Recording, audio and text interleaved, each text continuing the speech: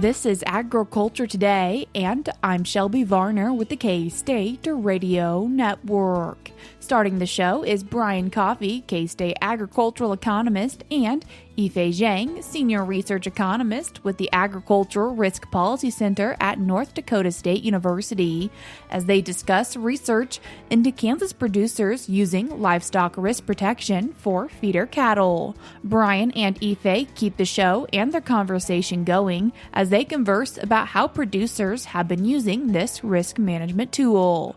K-State Horticulture Extension Associate Matt McKernan ends the show chatting about how to tell if a houseplant needs repotting, how to determine pot size, and how to care for plants that are root-bound. That and more is coming up ahead.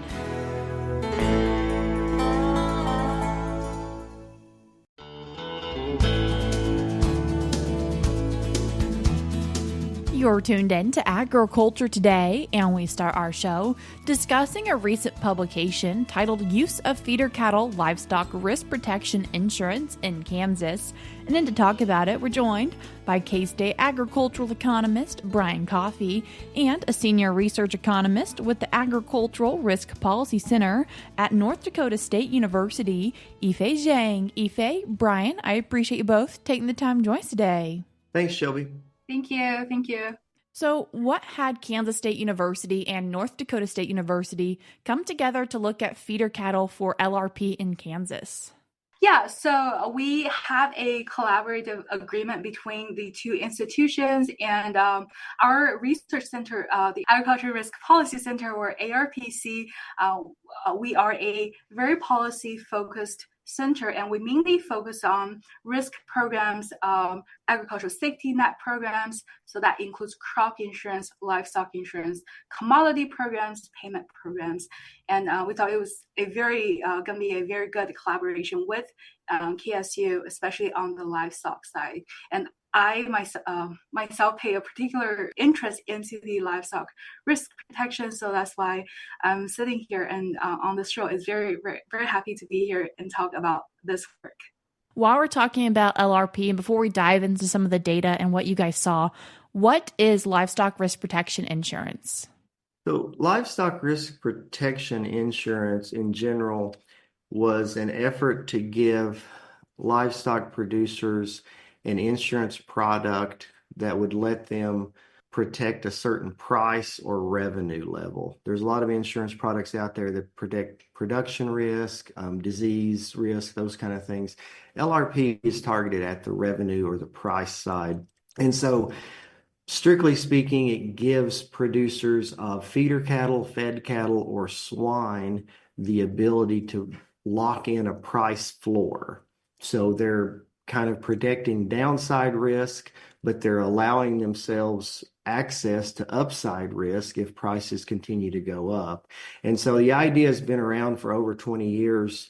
USDA Risk Management Association rolled out the product back in, I think, 2004. It's been around a while, but that's the main idea, is it's giving livestock producers a tool to insure against the price or revenue of their output.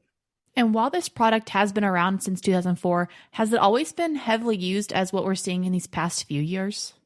It started out with very limited use and kind of lumpy use, I would say, here and there. Pockets of producers would use it. The big turning point was in 2019 and 2020. In each of those years, there was an upgrade in the subsidization of the premiums. And so that made it a more affordable, more attractive option for livestock producers. So since 2020, we've seen the use of all versions of LRP increase exponentially. And when we look at Kansas, what class of insured cattle is the highest? LRP allows people to choose several classes of cattle. Big picture, they're between feeder cattle and fed cattle. And so feeder cattle has been by far the most popular category. So that's what we focused on in our study. Within the group of feeder cattle, producers can choose between several classes. And what we're seeing in Kansas is the majority of those endorsements, the majority of insurance policies are for steers that would weigh somewhere between 600 and 1,000 pounds.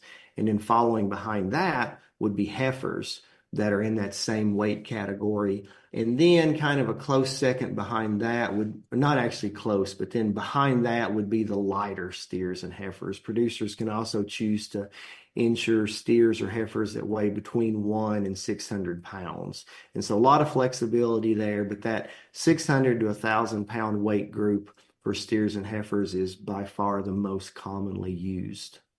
Are you surprised by that, or is that something you would expect? I think I would expect that because that sort of lines up with where animals are typically sold along the supply chain. And even if they aren't sold, they change production practices. So in general, what we think about along the beef supply chain is at the cow-calf level, we've got the calf beside the mama cow up until 500 or 600 pounds. Then the weaned calf goes on to some sort of feeding program. And then somewhere in that 800-pound range, most of them go into a concentrated dry feedlot situation. And so that transition point right around that 800-pound mark from backgrounding to feedlot, I think that's where we're seeing that protection, because that's where the backgrounders would sell their animal to a cattle feeder, or if they're retaining ownership, they're changing them out of the backgrounding program into the feeding program. And so that's where they would want the price protection. So yeah, it's what we would expect. I think since Brian brought this up, and since our report only focused on feeder cattle, I do want to add on a little bit about fat cattle, because fat cattle are also is also protected under LRP. So after that, after your feeder cattle entering that final finishing stage, you can still purchase a protection for them. And this same kind of protection, even with the same limitations, they do have a limitation for how many heads of cattle that you can insure. But very little producers hit that amount, which is 12,000. I think it's 12,000 heads, per contract.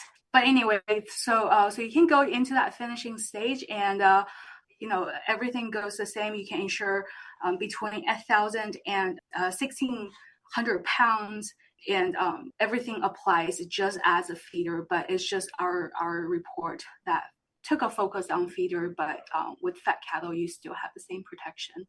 And when we look at those feeder cattle in Kansas, how many head are usually being covered when we look at what a contract is choosing?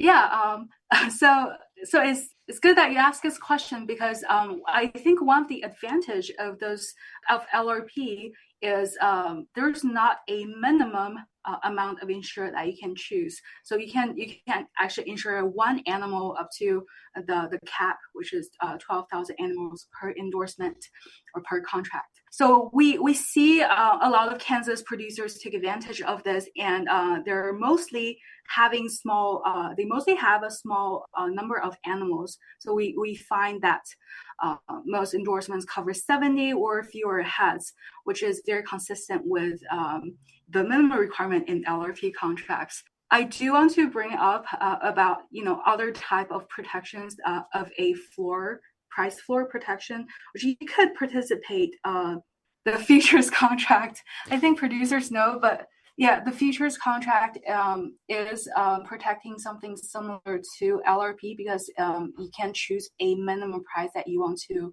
sell your cattle at. But again, those private market contracts has a minimum weight requirement of 50,000 pounds. So that already rule out a lot of small producers. And I think LRP offers a great opportunity for those producers to be protected, to be on board, and to have a peace of mind once the price goes down and they do have protection. In your publication, you note that most endorsements are for 70 or fewer head, but do you have a few groups that are larger, or significantly larger than 70 when we look at Kansas? Yeah, so if we were looking at that, dividing those by head, I think in 2025, we're probably still about 60% or so of the endorsements are bigger than that. So a lot of people who want, or say relatively, a lot of the people who want to use LRP are insuring larger lots of cattle, but it's a substantial number that are also covering the smaller lots. And when you look at the length of endorsement, as there are many options, what are you seeing producers choosing? So that's one of the big flexibilities of LRP is you can choose different lengths to be insured up to last year they added the 52 week, so even a year out if you're choosing the unborn calves or something like that. But most producers are choosing the 30 weeks or less. So that would be 13, 17, 21 weeks. For example, 26 weeks or 30 weeks, those lengths are by far the most popular. So I think people are into the production already and they watching the prices and they're deciding, okay, this is a price I can live with. It's going to give me a margin on these animals that I want, and they lock it in at that point instead of farther out in the future. Yeah, I do want to add on that because LRP is super flexible that you can almost go into your agency's office and say, I want to buy LRP today or tomorrow. They are offered year round. So I think that's one of the reasons why we see a lot of producers don't really go a year out, because there's not a specific month of the year that you have to purchase to get protected. So they can be very flexible, choosing the shorter end of the endorsement length to keep them more flexible. Once again, that was North Dakota State University's Yifei Zhang and Kansas State University's Brian Coffey. We're cutting to a short break now on Agriculture Today, but when we come back, we'll once again be joined by Yifei and Brian as they continue their conversation.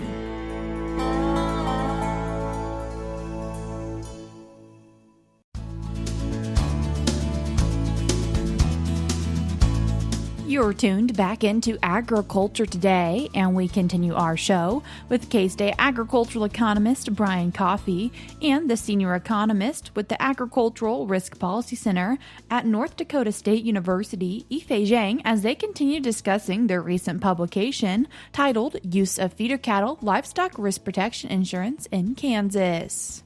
As we continue talking about this and sharing what the different options are and how they've been used in the past, looking at coverage options, what different levels do producers have to choose from? Yeah, so coverage levels is a percentage of protections that you want to choose to ensure how much end values you get. So you can choose from 75% to 100%. And we see most producers choose close to 100% coverage level. So that means they can get full protection on what the end price that they want to be protected for. And so we've talked about a lot of numbers today, but what do we see for producers when it comes to the financial piece of this? Yeah, so one of the things that makes this an attractive product is the government subsidization of it. And so like Yifei mentioned, most producers are choosing to lock in a price floor at 100% of current prices, which if you're thinking about CME put options, which also allow you to establish an approximate price floor, that would be like an at-the-money put option. So if you think in terms of options, that's kind of the same as an at-the-money put option.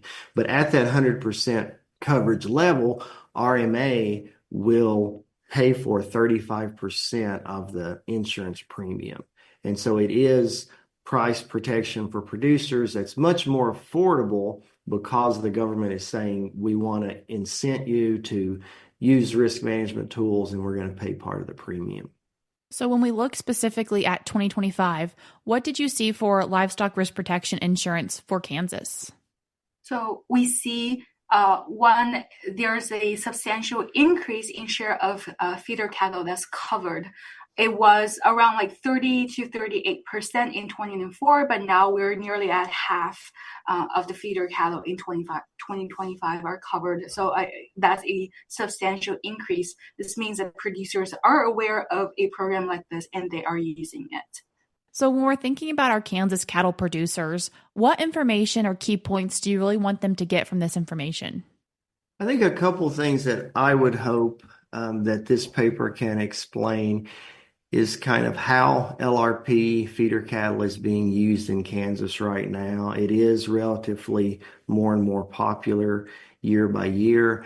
And just giving people examples of the flexibility, the different coverage levels, the different time lengths, and the different classes of cattle that can be covered. And so that producers would consider LRP as a possible risk management tool. Like any other tool that's out there, it is not for every operation. So it would be up to the producer to think about their own personal goals, their appetite for risk, their cash flow, and their specific financial situation as to whether LRP is a good fit or not. But we certainly want it on the table as people are deciding how to manage risk in their operations. And so hopefully by giving this snapshot out there, it'll kind of increase awareness and remind people that this is a viable tool that works for some operations. Yeah, I agree with Brian. I think LRP offers a very flexible way to protect your animals. And I think raising awareness, and you can actually see it as evident in the data that people, more and more producers are aware of this insurance product. But I think overall, it does offer a very flexible way to help you to protect or stabilize your revenue and help make your market decision less stressful. And who was the team who helped put all this together? So Yifei was the representative from North Dakota State University, ARPC, and on our side, K-State Ag Econ, it was Dr. Jenny Ift and I. And I would just say that Jenny has a lot of materials out there on our AgManager.info site about livestock risk protection, and she's often out in the state talking about LRP, how to use it, the intricacies of it. So she's a great source, both her papers that are out there and then her personally on LRP, and we appreciate her contribution to this team effort. If people do want to find this specific publication, where can they do that? So we have it linked on our AgManager.info page.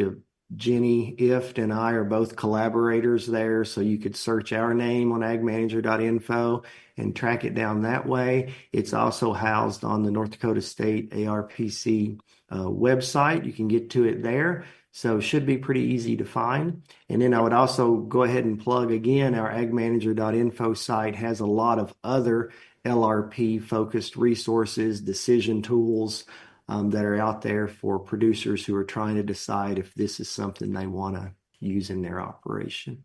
Yifei, Brian, I appreciate you both taking the time to join us today. Thanks a lot, Shelby. Yeah, thank you so much for having me. I appreciate it.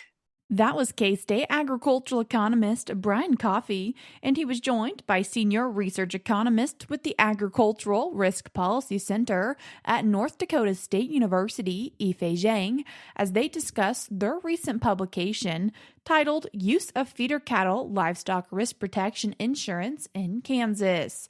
If you would like to read this, you can do so by going to AgManager.info, or I will also link it in today's show notes on agtoday.net. Before we cut to a break, we're now going to be joined by Ron Wilson, who is the director of the Huck Boyd National Institute at Kansas State University, as he discusses Wade Newland with Newland Ag Drones. This is Kansas Profile. I'm Ron Wilson, director of the Huck Boyd National Institute for Rural Development at Kansas State University. Modern technology makes it possible for farmers to do remarkable things with their ground. Now, modern technology is making it possible for farmers to do remarkable things through the air. Today we'll meet a ruralpreneur who is using aerial innovations to enhance farm operations across Kansas and beyond. It's today's Kansas Profile. Wade Newland is the founder of Newland Ag Drones. He grew up on the family farm near Yifei. He was active in FFA and went on to earn a degree from K-State in animal science. For 10 years, he worked in John Deere farm equipment sales at Wamego before he and his wife Christy moved back to southeast Kansas. They have 4 children. One of them works with us in the drone business and doing on-the-farm spraying, Newland said. I've always been drawn to technology, Newland said. As a freshman in high school, he attended a training session on a new digital grain yield monitoring system and found it fascinating. After moving back to southeast Kansas, Newland discovered drone technology. He decided to buy a drone from AgriSpray Drones for spraying his own pastures and crops. Having crashed his first drone, he then realized the limited supply of parts in the area. He called AgriSpray Drones and inquired about stocking parts. One thing led to another, and here we are, Newland said. That led to creation of his own company, Newland Ag Drones, in June 2023. Today, his company is one of AgriSpray Drones' largest dealers. Newland Ag Drones is a full sales and service ag drone company. In addition to a product line of drones for sale, the company offers a full tech support line, repair and warranty work, and personalized one-on-one training for drone operators. The company can help purchasers navigate the multiple license requirements and restrictions. This type of business is really over-regulated at the federal level, Newland said. Ag drones are used for an aerial application of weed, pest, and parasite controls. We can spray crops with certain chemicals such as fungicides and insecticides and also do pasture spraying, Newland said. Aerial applications have certain advantages. Let's say it rains and it's too wet to drive a tractor or a spray rig through a muddy field, Newland said. We can send a drone in at 20 or 30 miles an hour and get it done, he said. While Newland said that drones will not replace a ground sprayer, he has noticed advantages from the air movement created by the drones. The prop wash creates a vortex that causes movement in the leaves and spreads the product more evenly, he said. Of course, drones don't require an operator to be physically present on the tractor seat. Drones also can be used regardless of difficult topography which a ground rig might not be able to navigate. We can apply product even in rough terrain and without opening gates, Newland said. These drones are primarily used for spraying, seeding, or applying fertilizer, but there are other uses. A lift kit with a release grapple can be added to transport certain items. There are also mapping drones and drones that use thermal imaging. The thermal imaging, for example, can detect and locate body heat of an animal. We keep one in the gator during calving season, Newland said. It can find an image of where a calf is bedded down. I can even see where there's a fawn hiding in the field, he said. Drone technology has many advantages, but as Newland experienced, it needs more support. Newland's newest initiative is creation of a support system of parts and service dealers across Kansas and Oklahoma. New Ag Dynamics is the name of his new company, which consists of a dealer network across the Central Plains supporting cutting-edge ag drone technology. It's quite an accomplishment for a business based in the rural community of Thayer, population 432 people. Now that's rural.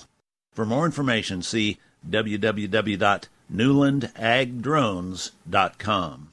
We commend Wade Newland and Newland Ag Drones for making a difference with innovative technology. For these applications, the sky's the limit. For the Huck Boyd National Institute for Rural Development, this is Ron Wilson with Kansas Profile.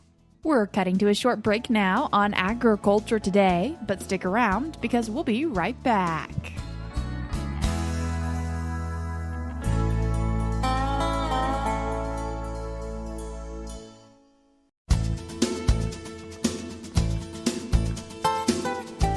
Welcome back, and thanks for joining us on Agriculture Today. Along with Shelby Varner, I'm Jeff Wickman. As outdoor temperatures rise and days grow longer, houseplants enter a new phase of growth. Spring's increased light makes this an ideal time to check plants and repot them if needed. According to K-State Consumer Horticulture Extension Associate Matt McKernan, most houseplants will benefit from an annual repotting.